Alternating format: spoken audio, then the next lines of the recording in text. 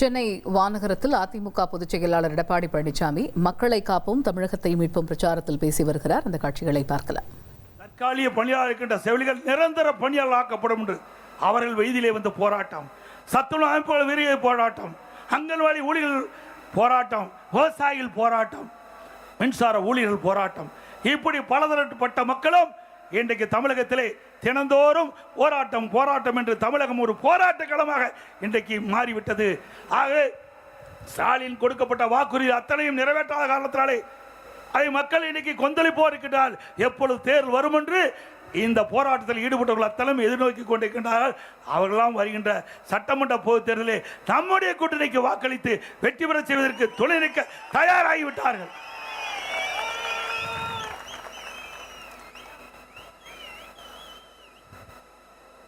அதே போல ஸ்டாலின் சொல்லுகிறார், நாங்கள் கல்வியிலே மிக சிறப்பாக செயல்பட்டுருக்கணும்.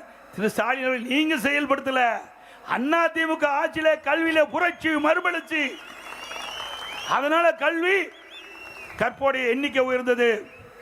இன்னைக்கு ஆரம்ப கல்வி, நடுநிலை பள்ளி, உயர்நிலை பள்ளி, அதே போல மேல்நிலை பள்ளிகள், அதே போல இன்னைக்கு கல்லூரிகள், அதிகமான கல்வி கற்புடைய எண்ணிக்கை உயர்ந்த காலம் அண்ணா திமுக ஆட்சி காலத்தில். அண்ணா திமுக எண்ணற்ற கல்லூரிகளை திறந்தோம், அதனால பட்டப்படிப்பு படிக்கக்கூடிய எண்ணிக்கை உயர்ந்தது. மத்திய அரசாவுடைய கணக்கு 2030 அடைய வேண்டிய இலக்க 2019 இறுதியிலே உயர்கல்வியில் நாம் அடைந்தோம். மாண்புமிகு புரட்சி தலைவி அம்மா தமிழகத்தினுடைய முதலமைச்சர் பொறுப்பேற்கின்ற பொழுது 132 பேர் திராவிட முன்னேற்ற கழக ஆட்சியிலே உயர்கல்வி படிச்சுட்டு இருந்தாங்க. கல்வியிலே புரட்சி மறுமலர்ச்சி, அதிகமான கல்லூரிகளை திறந்ததன் விளைவு நம்முடைய ஏழை எளிய குடும்பத்தில் பிறந்த மாணவ மாணவிகள் பட்டப்படிப்பு படிப்பதில் அதிகமாக கவனம் செலுத்தி அதிகம் பேர் சேர்ந்து அந்த உயர்கல்வி படிக்கக்கூடிய எண்ணிக்கை உயர்ந்தது. அதனால அண்ணா திமுக ஆட்சி 2019-20 100க்கு 54 பேர் உயர்கல்வி படிச்சாங்க. இன்றைக்கு திமுகவில் என்ன, அது குறைஞ்சு போச்சு. சரியா நிர்வாகம் இல்லாத காரணத்தில் 100க்கு 54 பேர் பட்டப்படிப்பு படித்த காலம் அண்ணா திமுக ஆட்சியில். இன்றைக்கு திராவிட முன்னேற்ற கழக ஆட்சி சரியாக கவனம் செலுத்தா காரணத்தில் 100க்கு 48 பேர் இன்றைக்கு உயர்கல்வி படிக்கிறாங்க. சுமார் 6% குறைஞ்சு போச்சு. ஆக இப்படிப்பட்ட ஆட்சி தொடர வேண்டுமா?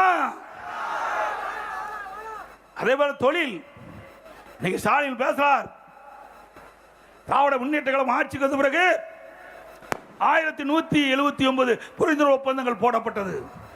12,32,000 கோடி தொழில் முதலீடு ஈர்க்கப்பட்டது அப்படின்னு ஒரு பச்சை பொய்ய சொல்றார். இதனால சுமார் 36 லட்சம் பேருக்கு வேலை கிடைப்பதாக சொல்றார்.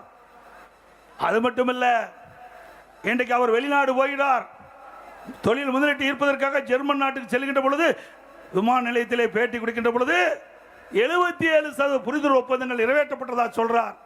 அப்படி 77% திமுக ஆட்சியில் தொழிற்சாலையில் வந்திருந்தா, பயன்பாட்டுக்கு வந்திருந்தா பல லட்சம் பேருக்கு வேலை கிடைச்சிருக்கும். வேலை கிடைச்சதா? அத்தனையும் பொய். பேசுவது பூரா பொய், வாய் திறந்தா பொய், பொய்யை தவிர்த்து எந்த உண்மையும் வர்றதில்லை. ஆக இப்படி தமிழகத்தில் உண்மைக்கு மாறாக பொய்யை பேசி இளைஞர்களை பெற்றோர்களை ஏமாற்றி வாக்குகளை பெறுவதற்காக இந்த அரசு போடுகின்ற நாடகம் என்பதை மக்கள் உணர வேண்டும்.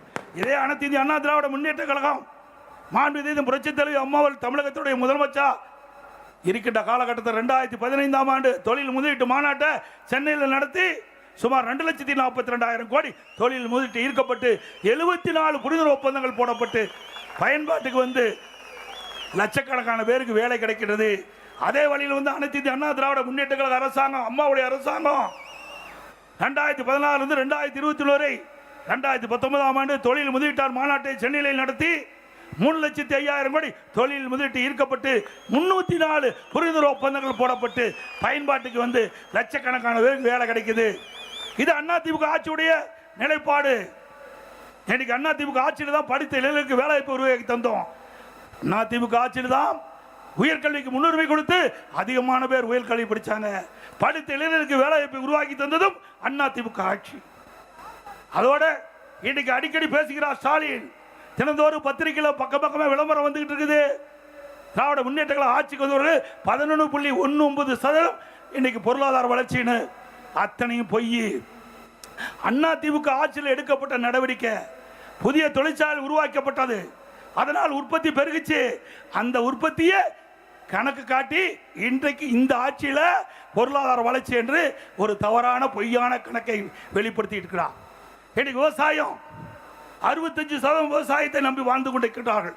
அந்த 65% விவசாயியுடைய பொருளாதார வளர்ச்சி வெறும் 3%. கொரோனா காலம் அதிமுக ஆட்சி 5.5% விவசாயியுடைய பொருளாதார வளர்ச்சி.